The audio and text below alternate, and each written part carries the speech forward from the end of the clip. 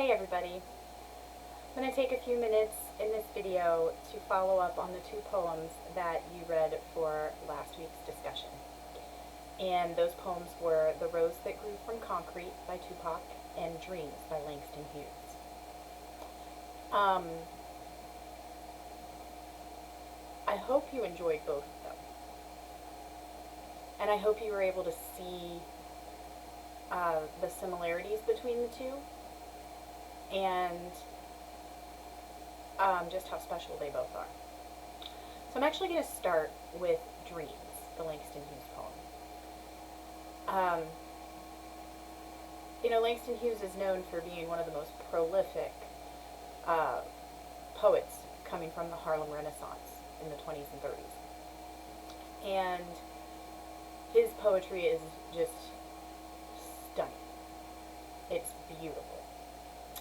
And this is a poem that is not quite the same as a lot of his other poetry that is more famous, and not that this is not famous, this is a pretty famous poem. But a lot of Langston Hughes' poetry deals directly or touches directly on African American culture during the Harlem Renaissance and poverty in general. And you can definitely pick up on those things when you read his poetry. This poem, though, what's interesting about it is that there's no external context for it. Meaning you don't have to know that he wrote during the Harlem Renaissance or what the common themes are in his other poems. It's just a very self-contained poem that I think shows how, despite specific struggles that people or groups or communities or cultures might go through, that at the end of the day there's still so much common ground for all of us. And so in Dreams, he says, "Hold fast to dreams, for if dreams die, life is a broken-winged bird that cannot fly. Hold fast to dreams, for when dreams go, life is a barren field frozen with snow." So in that first stanza, he's comparing, if you don't have dreams, then he's comparing it to life as a broken-winged bird, a bird with a broken wing that can't fly. Dreams are what allow us to soar. Hold fast to dreams, for when they go, life is a barren field. A barren field is empty, and it grows nothing. There's no life, right? Frozen with snow. So not only is there no life, but it's also very hard and cold, right? That's what life becomes without dreams. It's especially that first stanza, very much reminds me of Cage Bird by Maya Angelou, who wrote, a few decades after Langston Hughes, on very similar subjects, though.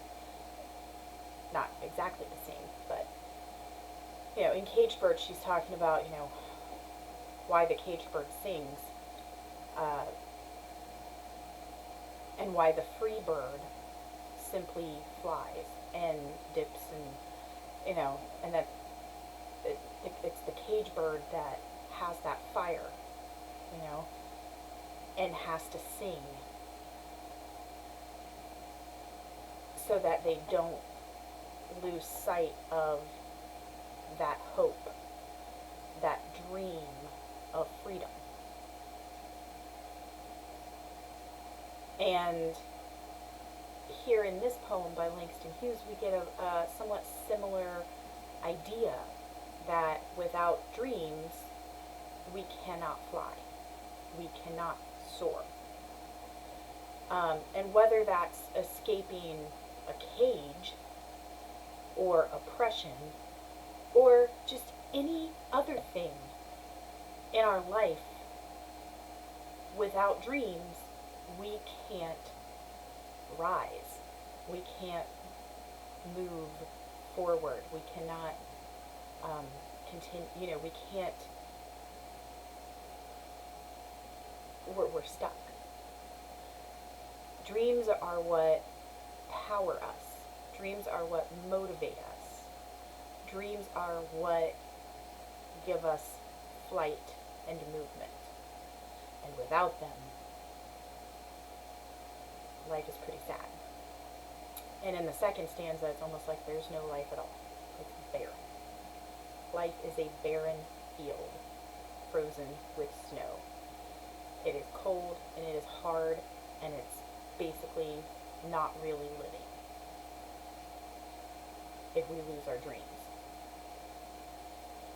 And then we have Tupac's poem. And again, there's, it's self-contained. There's no specific references to anything outside of these lines, like there is in his lyrics, his songs. Like when we looked at Brenda's Got a Baby. There's a hint at a bit of an urban theme, only because he uses the word concrete twice, which can make us kind of think of like the concrete jungle, so a bit of an urban reference there, but not specific, not overt. In his poem he says, "Did you hear about the rose that grew from a crack in the concrete? Proving nature's law is wrong, it learned to walk without having feet. Funny it seems, but by keeping its dreams, it learned to breathe fresh air. Long live the rose that grew from concrete when no one else ever cared." So, in Langston Hughes' poem, we get the warning, right? The warning of what can happen without dreams. And in Tupac's poem, we get what can happen by holding on to those dreams, right?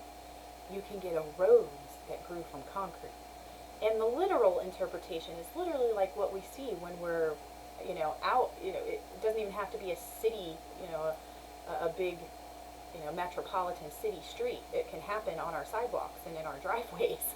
You have that crack in the concrete and something starts growing from it. Normally it's weeds. But in this case it's a rose. It's beautiful, right? The figurative interpretation of that is the rose is someone born into or growing up in those poor urban areas. And that if you hold on to your dreams, they will allow you to soar, right? So it's a literal rose and a figurative rose. But I love how these two poems speak to each other. And I love, there's also this really weird connection that I draw between Langston Hughes and Tupac. And believe it or not, that connection leads me to Shakespeare.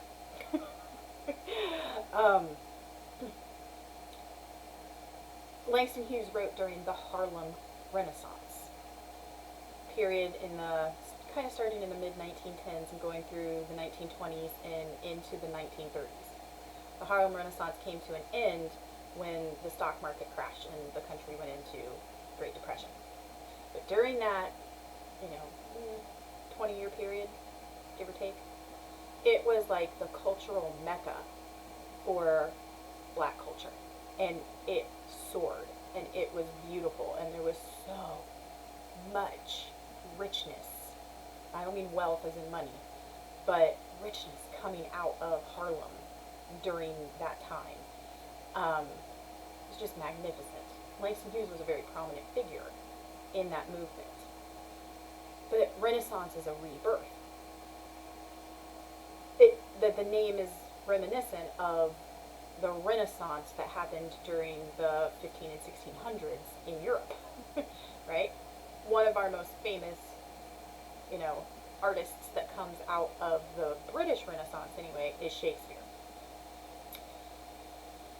Also during the Renaissance, there's this little book that's published called The Prince by Machiavelli. And in this little book, Machiavelli, it's kind of like a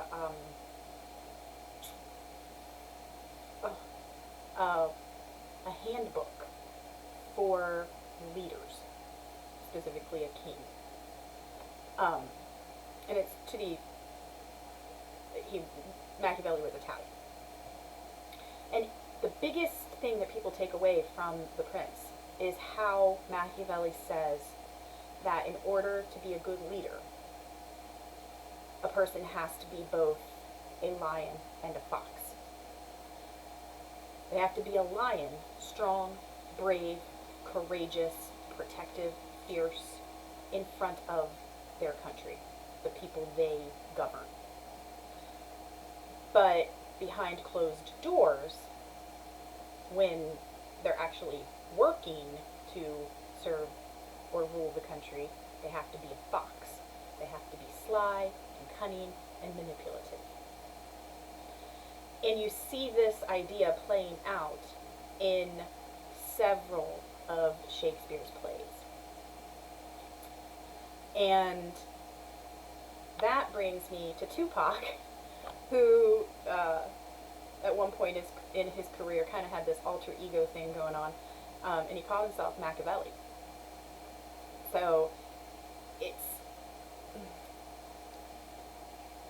I love how the artistry intertwines and interweaves, and that so many people probably don't realize how Shakespearean Tupac was, because he was, and how these two poems from two men of totally different eras can touch on the same concept, the same idea, speak to each other in that way, this dialogue between these two poems, and how they can specifically represent the struggles of the Black community, but that at their hearts they are also touching on something that is universal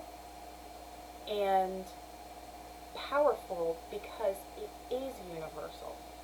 It is the common ground that unites us all. And in this case, they're talking specifically about dreams and hope.